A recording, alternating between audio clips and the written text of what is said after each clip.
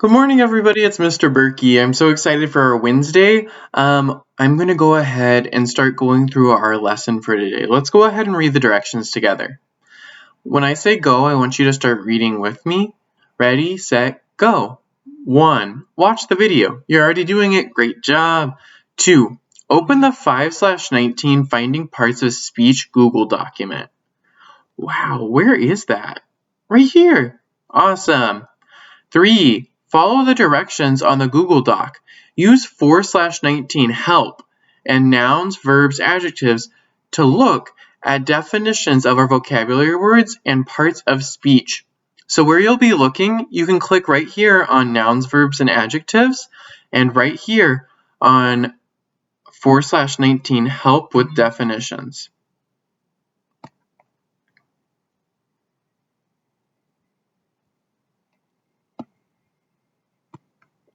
Alright, Mr. Berkey is going to go ahead and just make a new thing so it's easy for us to see all of these. So the first thing that I'm going to click on 5/19 Finding Parts of Speech. I want you to do the same thing. Then I want you to take your cursor, bring it back up here, click on Google Classroom, click on Noun, Verbs, and Adjectives. Then I want you to come back up here, click on Google Classroom, then go down to 4/19 Help with Vocabulary Definitions and click on that. Okie dokie. Now, before we start, I just want to review. We're going to read this all together just like we did yesterday. So please turn your voice on. Ready, set, go.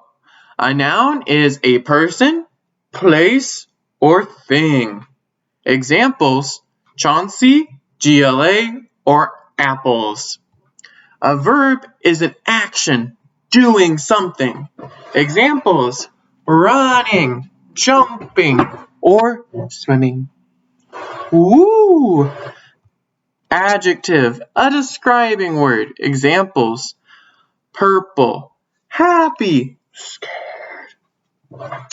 Today, Mr. Berkey's not wearing purple. He's wearing mustard. So that's a little different adjective. Mustard is the adjective. This is a vocabulary sheet. This will help you with our vocabulary words. Please use this if you do not know the definition. And I think you're going to need to. Mr. Berkey's going to show you when you're going to need to use this. Here we go. We are going to start here on 5/19, Finding Parts of Speech. Let's read the directions together. Ready, set, go. Read the sentences and highlight the verbs in green. For bonus points, write the definitions of the bold words on the dot below the sentence. Find their definition on Google Classroom under 4/19 Help. Please watch the video. Right here are the definitions. We already opened it up because we clicked on 4/19 Help. Here it is. So now what we need to do, we need to read the example. Corinne eats ice cream ravenously. I highlighted eats in green because it's a verb. It's what we do. Eating. Ravenously is in bold. Bold means it's darker text. So let's look. I wrote the definition of ravenously. Ravenously means to eat quickly because you are hungry. Now let's read the first sentence, and I want you to help me find the verb. The mayor is having a meltdown, hiding under his desk. What's the action in this sentence? Think about it. Raise your hand when you know the verb. Mr. Berkey knows the verb. What are we doing? There's actually two verbs. The first verb, the easiest one, is going to be hiding. What you do, you put your cursor on top of hiding, and then you double click your keypad. You just click your keypad twice. 1, 2. You have to do it rapid fire, back to back. I'm going to show you a picture of where your keypad is. Your keypad is down here. Oh dear. Okay. Your keypad's down here at the bottom of the screen. You need to double click twice on the left side, okay? Mr. Berkey's going to show this to you again. You take your keypad and you double click twice on the left side, really fast, back to back, 1, 2. Then you come up here, you click highlight color, and then you pick green. There's one more verb in this sentence. Hiding is a verb because it's something we have to do. There's one more verb. Is a verb. That's a little bit confusing, but you got this. Is always a verb. Is always a verb. You got this. Now, what's the bold word in our sentence? It's meltdown. Woo! So I want us to think, where can we look for our definition of meltdown? On our definition sheet. Woo, woo! Here we go. You just click on the help document. Then you're going to scroll down. Where's meltdown? You're right, it's the first one. Meltdown. It's a noun, a breakdown, an emotional mess. Where's my definition? My definition is right here. A breakdown, an emotional mess. So I'm going to come back here and I'm going to write meltdown means a breakdown, an emotional mess. What do I put at the end of my sentence? I put a period. Again, periods are here.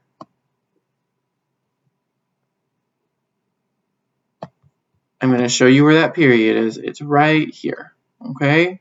It's not there, but boom, little period boy. Please make sure that you have your periods. Now, I did one example for a verb. Now I'm going to use my scroll bar. You are going to do 2, 3, 4 on your own. I'm going to use my scroll bar. We're going to go down to the next part, reading the next directions. Read the sentences and highlight the nouns in orange. Please make sure you're reading with me. For bonus points, write the definitions of the bold words on the dot below the sentence. Here's my example. Samantha loves to draw elegant pictures. Elegant means pretty and refined. Let's read the first sentence together. You tell me what my noun is. We have a dependency on Wi-Fi so we can do our work. Wow, there's actually 3 nouns. Can you try and tell me one noun? What's one noun? If you said we, you're right. Remember, double click on your keypad back to back. Ready? 1, 2. Very, very quick. Click on orange. We is a noun because it's a person. We are people. We are people. Just like our nouns say. Next, we have a dependency on Wi-Fi. Wi-Fi is also a noun because it's a thing. So double click rapid fire 1, 2, and then highlight in orange. So we can do our work. Work is also a noun because it's a thing that we can touch. Mr. Berkey does a lot of work. Right now, Mr. Berkey is writing down addresses and writing down cars because he needs a new car because his is not good right now on his notepad. So this is my work.